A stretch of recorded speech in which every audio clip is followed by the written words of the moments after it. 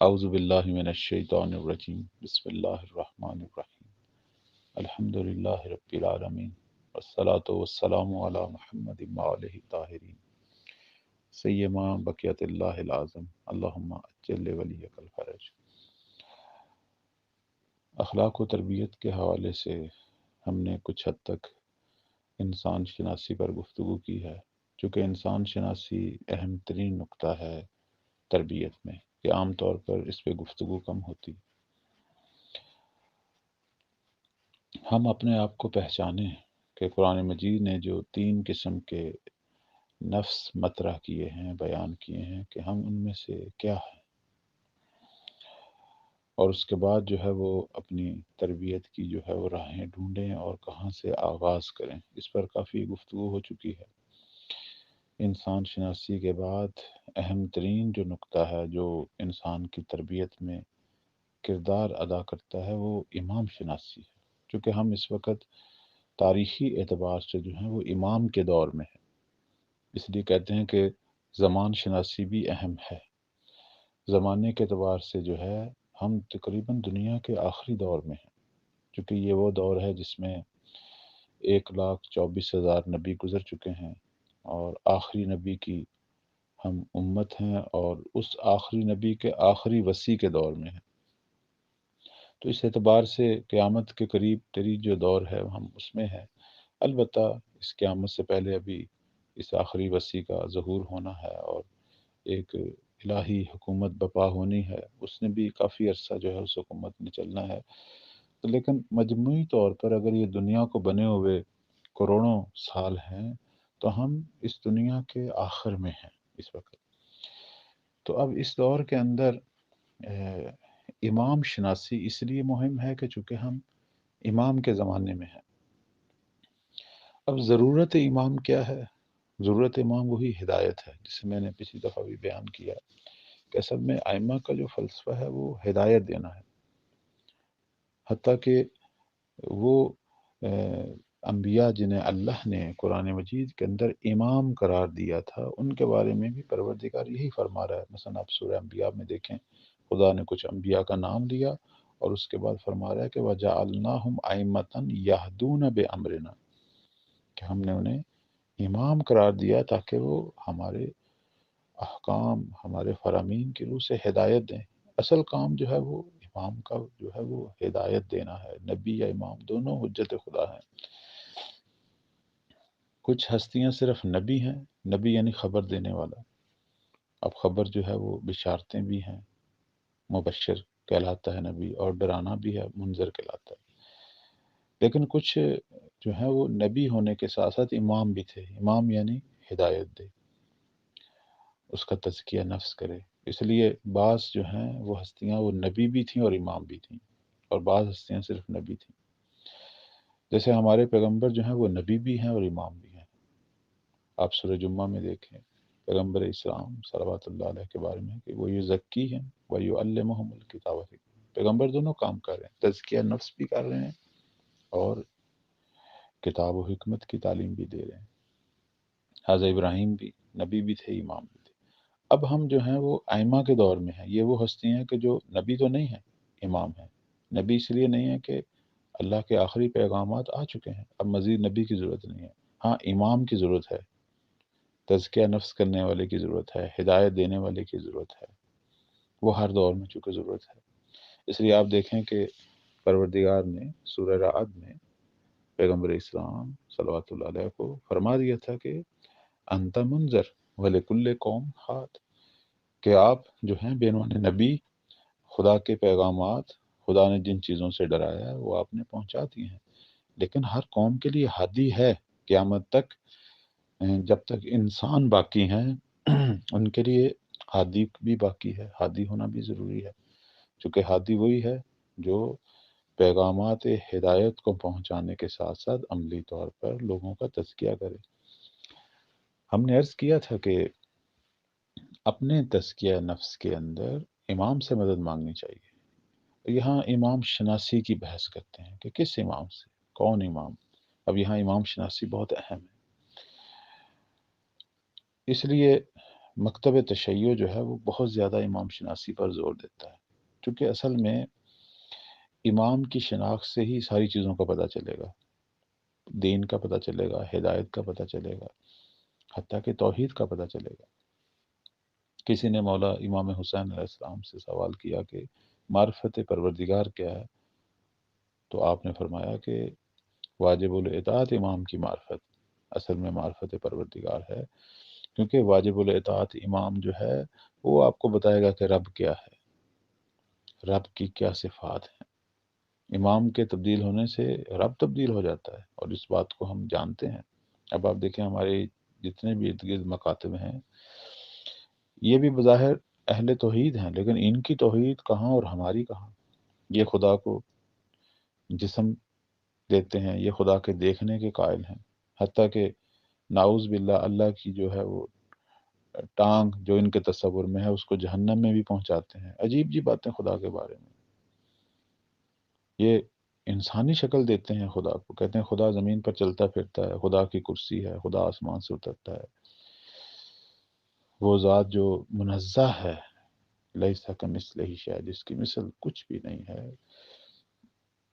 تو اس ذات کے حوالے سے عجیب و غریب عقیدے جو ہم دیکھ رہے ہیں اسلام کے اندر باقی فرقوں میں، تو وہ یہ کیوں ہیں؟ ان کے اماموں نے ان کو یہی کچھ بیان کیا۔ اب ہمارے امام کہتے ہیں کہ خدا منزہ ہے، جسم و جسمانیت سے پاک ہے۔ تو امام کے تبدیل ہونے سے توحید تبدیل ہو جاتی۔ اب آپ دیکھیں ایک اور نقطہ جو ہے انہی فرقوں کے اندر شدت پسندی دیکھیں، اگر ان کے پاس طاقت آ جائے، تھوڑی سی طاقت آ جائے، جیسے طالبان کی حکومت بن گئی ہے یا داعش کی حکومت بن گئی ہے، یہی لوگ ہیں نا، انہی فرقوں سے اٹھنے والے لوگ ہیں، تو یہ کتنے ظالم ہوتے ہیں اور اللہ کا نام لے کے ظلم کرتے ہیں، بے گناہوں کو قتل کرتے ہیں، نہ خواتین پہ رحم، نہ بچوں پہ رحم، اور اذیتیں دے دے کے انسانوں کو مارتے ہیں، اور نام بھی اللہ کا لیتے ہیں، اللہ اکبر اللہ اکبر۔ یہ کیسا خدا ہے؟ ان کے اماموں نے جو خدا ان کے ذہنوں میں ڈالا وہ ایسا ہی ہے، جو کہتا ہے مارو، قتل کرو، برے طریقے سے مارو، اور یہ وہی کام کر رہے ہیں۔ لیکن جو ہمارے ائمہ نے ہمیں خدا بیان کیا ہے، یہ خدا جو ہے وہ منع کرتا ہے، وہ ساری مخلوق سے محبت کرتا ہے، وہ صرف کہتا ہے ظالموں سے لڑو، کفار سے خام خواہ کسی کافر کو بھی قتل کرنے کا حکم نہیں دیتا، اور بے گناہ پر تو خدا ناراض ہوتا ہے، کسی بے گناہ انسان کو مارنا گویا پوری دنیا کو مارنا کے مترادف ہے، سختی سے خدا منع کرتا ہے۔ کسی کمزور پہ ہاتھ اٹھانا، جیسے فتح مکہ کے وقت پیغمبر نے کس خدا کے احکام جاری کیے تھے؟ فرمایا تھا جو تمہارے مد مقابل آئے اسے لڑو، باقی کسی سے نہیں لڑنا۔ جنہوں نے اپنے گھروں میں پناہ لے لی ہے وہ ہمارے لیے قابل احترام ہے، کسی خاتون، کسی بچے، کسی بوڑھے، کسی بیمار، حتیٰ کہ جو آپ کے مد مقابل آپ سے لڑنے کے لیے نہیں آیا اس کا احترام کرنا ہے، اس کا خون مباح نہیں ہے، حالانکہ سارے کافر تھے۔ یہ ہم اس خدا کے ماننے والے ہیں، یہ جو پیغمبر نے فتح مکہ، حالانکہ پیغمبر کے پاس طاقت تھی فل، چاہتے تو قتل عام کرتے پورے مکہ کا، سارے انتقام لیتے، انہوں نے بڑے ظلم کیے تھے، لیکن اب وہ چونکہ اس وقت وہ تسلیم ہو چکے تھے، تو پیغمبر نے بھی تمام تر انسانی حقوق کی وہاں رعایت کی، اور اعلیٰ ترین اخلاق اور عدالت کا مظاہرہ کیا، اور یہ وہی خدا ہے جس کے ہم قائل ہیں۔ اسی خدا نے علی کو ہمارے لیے امام بنایا، اسی نے حسن و حسین، اور آج تک 12ویں امام کے زمانے میں، تو ہم اس خدا کے ماننے والے ہیں جو رعوف ہے۔ تو اب دیکھیں نا، امام کے تبدیل ہونے سے خدا تبدیل ہو جاتا ہے، اس لیے امام شناسی اہم ہے، پورا دین تبدیل ہو جاتا ہے۔ یہ جتنے بھی فرقے بنے ہوئے ہیں یہ اماموں کے تبدیل ہونے کی وجہ سے بنے ہوئے ہیں، اس لیے ہمارے تشیع کے اندر امامت جو ہے وہ اہم ترین نقطہ ہے جس سے دین کا آغاز ہے۔ اس لیے بہت زیادہ ہم زور دیتے ہیں اپنی گفتگو میں مولا علی کی امامت کو ثابت کرتے ہیں دیگر مسلمانوں کے سامنے، تاکہ پتہ چلیں کہ اہم موڑ جو ہے وہ امامت ہے۔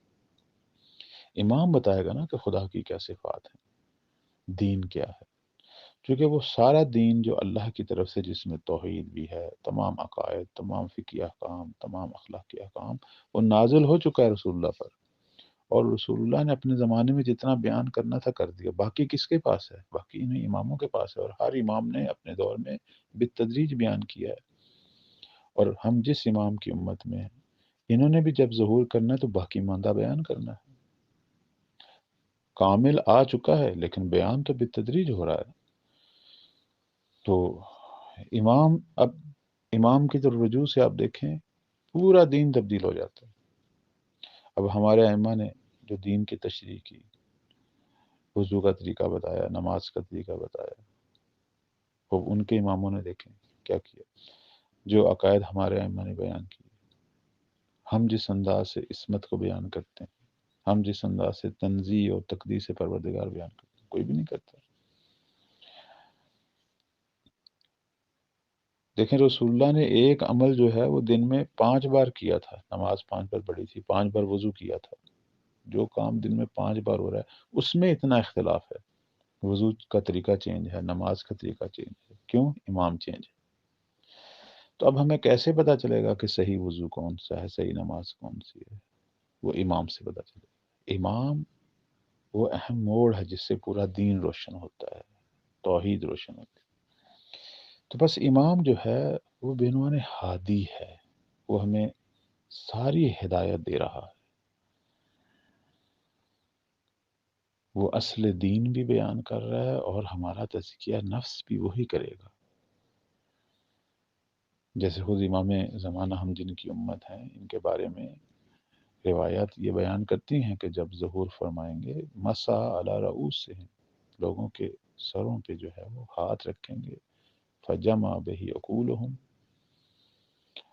واکمل بہ اخلاقہم، ان کی عقلیں جمع ہو جائیں گی، ان کے اخلاق کامل ہو جائیں گے. البتہ یہاں ہاتھ رکھنے سے مراد شاید واقعاً ہاتھ رکھنا نہ ہو، ایسے اقدامات کریں گے امام کہ لوگوں کی اخلاقی تربیت ہوگی، لوگ دانا ہو جائیں گے، عقل مند، باشعور اور تربیت یافتہ. کہ پھر اس کا نتیجہ کیا نکلے گا کہ ان کے اندر سے کینہ ختم ہو جائے گا. لذہبت الشحناء من قلوبہم، دلوں سے کینہ، بغض، لڑائیاں، نفرتیں، تعصب،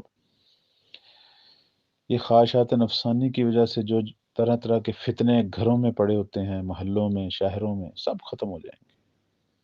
لوگ عاقل ہو جائیں گے، واقعاً عاقل ہو جائیں گے، عاقل، دانا اور با اخلاق، ایک دوسرے سے محبت کرنے والے. امام کی تربیت کا نتیجہ ہے. لیکن ایک بات ہے، وہ یہ ہے کہ امام کی شناخت اس لیے بھی مہم ہے کہ ہماری دنیا اور آخرت چونکہ اس پر موقوف ہے، دنیا میں ہم نے کس دین پہ عمل کرنا ہے اور اس کے نتیجے میں ہماری قبر بھی بچ رہی ہے، ہماری آخرت بھی. تو اس امام کی شناخت میں جو ہے وہ تساہل سے، سستی سے کام نہیں لینا چاہیے، بہت دقت کرنی چاہیے. کیونکہ ہماری پوری زندگی جو ہے دینی زندگی وہ اس پہ موقوف ہے کہ امام کیسا. اس لیے آپ دیکھیں کہ تشیع کے اندر جو ہے سخت ترین شرائط ہیں امام کے لیے. کسی دنیا کے مذہب اور مکتب میں ایسی سخت شرائط نہیں ہیں. ہماری اب سخت ترین جو شرائط ہیں وہ یہ ہیں کہ امام منصوص ہو اللہ کی طرف سے، دنیا کا بنایا ہوا امام ہم نہیں مانیں گے، خدا کی طرف سے معین ہو، اور دوسرا معصوم ہو، وہ گناہ نہ کرے.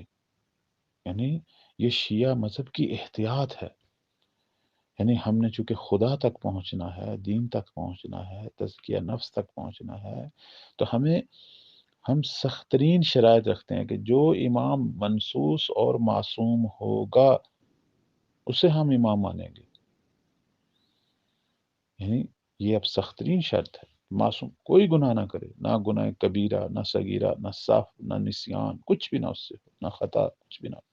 اور دوسرا وہ اللہ کی طرف سے معین ہو. کیونکہ خدا کو پتہ ہے نا کہ کون معصوم ہے. ہمیں تو بظاہر نہیں پتہ چلے گا کہ یہ معصوم ہے یا نہیں. ہم تو ظاہر میں دیکھیں گے کہ ٹھیک ہے، یہ نیک ہے، پرہیزگار ہے، لیکن وہ تو رب جانتا ہے نا کہ کون جو ہے وہ معصوم ہے.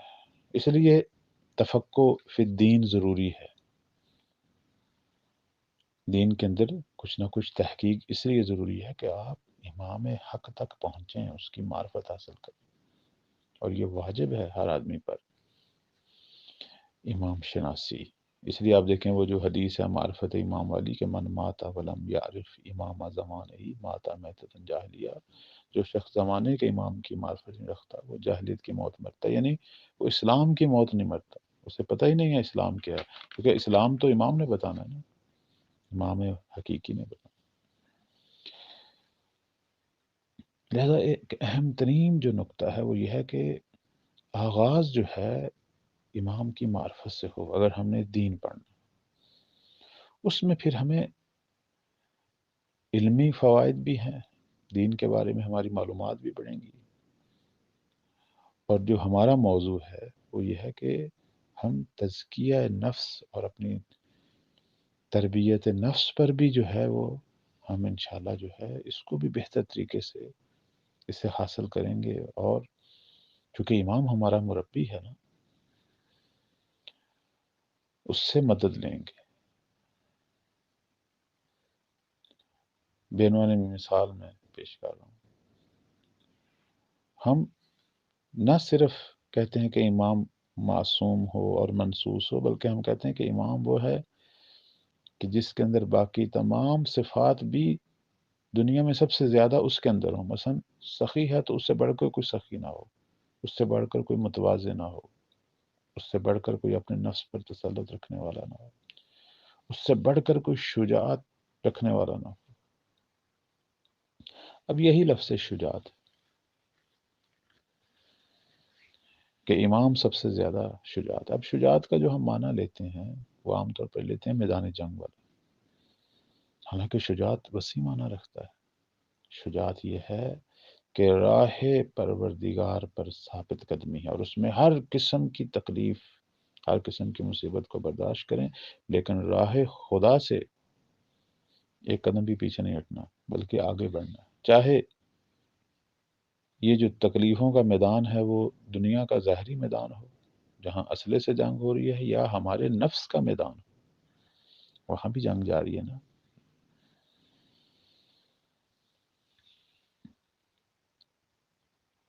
ایک دفعہ یزید باہر ہے، ایک دفعہ یزید اندر ہے، ایک دفعہ فرعون نمرود باہر ہیں، ایک دفعہ اندر ہے، ایک دفعہ قابیل باہر ہے، ایک دفعہ اندر ہے۔ یہ سارے جو کردار ہیں شیطانی، یہ باہر بھی ہیں اور ہمارے اندر بھی ہیں۔ تو ان کے مد مقابل قائم رہنا اور اپنے دین کا اور اپنے رب کے امر کا جو ہے وہ دفاع کرنا اور عبودیت پہ باقی رہنا، یہ شجاعت ہے۔ تو اب یہ شجاعت ہمیں امام سکھائے گا نا، جو خود دنیا کا شجاع ترین فرد ہے ہر میدان میں، تو اس کی تربیت میں ہم نے درس شجاعت لینا ہے۔ تو اگر اپنی تربیت کرنی ہے اور اپنے جو مسائل ہیں مثلا ہم اس سے آشنا ہو گئے ہیں، اگر اپنی طبیعت سے واقف ہو گئے ہیں، اگر اپنے باطن سے ہم واقف ہو گئے ہیں کہ ہمارے اندر نفس امارہ حاکم ہے، ہمارے اندر قوت غضب، شہوت، قوت وہمیہ ہمارے اندر حاکم ہے، ہماری زندگی جو ہے وہ نفسانی زندگی ہے، نفس امارہ ہمیں کنٹرول میں کیے ہوئے ہے، عقل مغلوب ہے،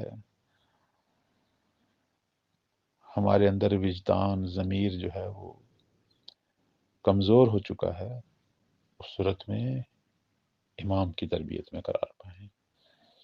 اب یہ جو ائمہ کی تربیت ہم نے لینی ہے اس میں اہم نقطہ مطالعات ہیں۔ سب سے پہلے ہم ائمہ کی جو اخلاقی سیرہ ہے اس کا مطالعہ کریں۔ ہمارے ائمہ نے اخلاقی حوالے سے، تزکیہ نفس کے حوالے سے کیا کیا فرمایا، کتابیں کھولیں، احادیث کھولیں، پڑھیں، یہاں سے آغاز ہے ہماری تربیت کا۔ خود ہمارے پیغمبر اسلام نے کیا فرمایا، ان کے جو 12 اوصیہ ہیں انہوں نے کیا فرمایا، اس حوالے سے درس اخلاق بھی سنیں، خود بھی مطالعہ کریں، یا اب تو ہمارے گھروں میں، ہمارے ہاتھوں میں انٹرنیٹ موجود ہے، موبائل ٹیبلٹ کی شکل میں، علماء کے درس اخلاق سنیں کہ محمد وآل محمد کے فرامین کی روح سے کیا نکات اخلاقی ہیں، اور ہمارے ائمہ کی عملی سیرت کیا تھی اخلاقی، اس کو بھی سنا جائے، یا اس حوالے سے جو بکس ہیں انہیں پڑھا جائے۔ تو اخلاقی موضوعات پر جب ہمارا علم بڑھے گا تو اس کا اثر جو ہے وہ ہمارے نفس پر، ہمارے ذہن پر، ہمارے دل پر ہوگا۔ وہ جو نفس ہمارا ہے اس پر ضربیں لگیں گی، جیسے جیسے ہم پڑھیں گے۔ پڑھنے کا اثر ہوتا ہے، پڑھنے اور سننے کا بڑا اثر ہوتا ہے۔ یہ سننا اور پڑھنا ہی ہوتا ہے جس سے آدمی یا بنتا ہے یا خراب ہوتا ہے۔ اس کو یعنی غیر اہم نہ سمجھا جائے، یہ بہت اہم بات ہے۔ جتنے بھی پیغامات ہیں اس کا جو انتقال ہے، نقل و انتقال ہمارے اندر، وہ آنکھ اور کان سے ہے۔ تو یہ بہت اہم ہے۔ جب ہم بار بار درس اخلاق سنیں گے، اخلاقی جو سیرہ ہے ائمہ کی اسے پڑھیں گے، اور ان کے فرامین جو ہیں وہ تربیت والے سے پڑھیں گے، اس کا اثر شروع ہو جائے گا۔ پڑھنے سے ہی، سننے سے ہی اثر شروع ہو جائے گا۔ یہ آغاز ہے۔ لیکن اب اس کے اندر یہ انتظار نہیں ہونا چاہیے کہ میں ایک دم ہی ٹھیک ہو جاؤں، کبھی بھی نہیں ہوتا۔ جیسے انسان کی تخریب، خراب ہونا، بدتر ہونا، بد ہونا بالتدریج ہے، ٹھیک ہونا بھی بالتدریج ہے۔ ٹائم لگے گا، لیکن ثابت قدمی ہے بس اس کے اندر، وہ نہیں ختم ہونی چاہیے۔ جو کچھ آپ سن رہے ہیں اور پڑھ رہے ہیں اخلاقی معلومات، اس کے مطابق ساتھ ساتھ عمل شروع کر دیں۔ اب سن بھی رہے ہیں اور پڑھ بھی رہے ہیں، اس کا بھی اثر ہو رہا ہے، اور جو آپ عمل کرنے کی کوشش کر رہے ہیں اس کا بھی بہت زیادہ اثر ہو رہا ہے کہ نفس ہمارا جو ہے وہ مغلوب ہونا شروع ہو جائے گا، اس پر ضربیں لگیں گی، اور نفس لوامہ جو ہے وہ قوی ہوگا ہمارے اندر۔ جیسے امیر المومنین بھی فرماتے ہیں کہ من یعمل یزدد قوہ، اگر ہم ساتھ ساتھ عمل کریں گے تو قوت بڑھے گی، اور جو کوتاہی کرے گا ومن یکسر فی العمل یزدد فترہ، جو کوتاہی کرے گا تو وہاں غفلت بڑھے گی، سستی بڑھے گی، مد مقابل جو شیطانی قوتیں وہ بڑھیں گی۔ اب ہم نے امام شناسی میں تزکیہ لینا نا، تربیت لینی ہے، تو سب سے پہلے اپنے ائمہ کے فرامین جو ہماری احادیث کی کتابوں میں ہیں، نہج بلاغہ میں ہے، دیگر جو احادیث کی کتابیں ان میں ہیں، ان کو پڑھنا شروع کر دیں۔ اب تو بہت آسان ہے، کسی ایک موضوع کو آپ گوگل پہ لکھیں اور ساتھ لکھیں کہ امام صادق کی نگاہ سے فلاں، مولا علی کی نگاہ سے فلاں، تو بہت کچھ آ جائے گا۔ یوٹیوب پہ بہت ساری درس پڑھے ہیں اخلاق کے، ویسے بھی آپ درس اخلاق لکھیں تو بہت کچھ آ جائے گا۔ اور نہیں تو آپ جس عالم کے قریب ہیں، آپ کے محلے میں جو پیش نماز ہیں، کوئی مدرسہ ہے، ان کے ساتھ نشست رکھیں، ان کے پاس جائیں اور کہیں کہ مجھے اخلاق پہ درس دیں محمد وآل محمد کی سیرت میں، اور ساتھ عمل شروع کریں۔ لیکن ہوگا بالتدریج۔ جیسے ایک بچے کو ایک آدمی جو ہے وہ بہت زیادہ غذا دے دے کہ ایک دم وہ بڑا ہو جائے، نہیں، کبھی بھی نہیں ہوگا۔ وہ تو اس نے بالتدریج بڑا ہونا ہے۔ نفس امارہ جو ہے وہ بالتدریج کمزور ہوگا، اور نفس لوامہ قوی ہوگا، اور پھر نفس مطمئنہ بیدار ہو جائے گا انسان کے اندر، ہوگا بالتدریج۔ ثابت قدم رکھنی ہے، اپنا ثبات اور ثابت قدمی رکھنی ہے، کمزور نہیں پڑنا۔ اب یہاں ایک نقطہ اور جو آپ کی خدمت میں بیان کروں گا اور آج کی بحث مکمل کرتا ہوں، وہ یہ ہے کہ ثابت قدمی میں دعا کرنی ہے، یعنی یہاں اللہ سے دعا کرنی ہے اور وقت کے ولی سے مدد مانگنی ہے۔ یا علی یعنی یا مہدی ادرکنی یہاں ہے کہ یہ جو جنگ شروع ہو گئی ہے، اب میں نفس امارہ پر کنٹرول کرنے کے لیے یہ جو میں درس اخلاق سن رہا ہوں اور ساتھ ساتھ عمل کر رہا ہوں، تو اس میں کہیں کمزور نہ پڑ جاؤں۔ اس میں اللہ کی بارگاہ میں بھی دعا کرنی ہے، اور وقت کے ولی کو بھی پکارنا ہے، اور ان سے مدد لینی ہے کہ وہ آئیں اور میرا ہاتھ پکڑیں، میرا یہاں مشایت ہے، یہاں ہمرائی ہے، یہاں ولی کا بھی انہوں نے ہادی ہونا جو ہے وہ ہمیں سمجھ آئے گا، اور ان کی ہدایت کی توفیقات جو ہیں وہ ملیں گی۔ یہاں اب اب شیعہ اپنے امام کو پکار رہا ہے، اور یہاں امام نظر کرم کریں گے کہ یہ ہدایت کے لیے پکار رہا ہے، یہ توبہ کے لیے پکار رہا ہے، یہ تزکیہ نفس کے لیے پکار رہا ہے. تو اللہ نے ان کو ہادی بنا کر بھیجا نا، تو یہاں وہ اپنا کردار شروع کریں. تو یہاں پروردگار کی طرف سے بھی توفیقات حاصل ہوں گی. خدا کو بھی توبہ کرتا ہوا نیک ہوتا جو ہے وہ سب سے زیادہ پیارا لگتا ہے، خدا فخر کرتا ہے. اور جو یہ ہادیان حق ہیں، امامان، اور بالخصوص امام زمانہ جن کے دور میں ہے، تو یہ بے پناہ مدد کریں گے.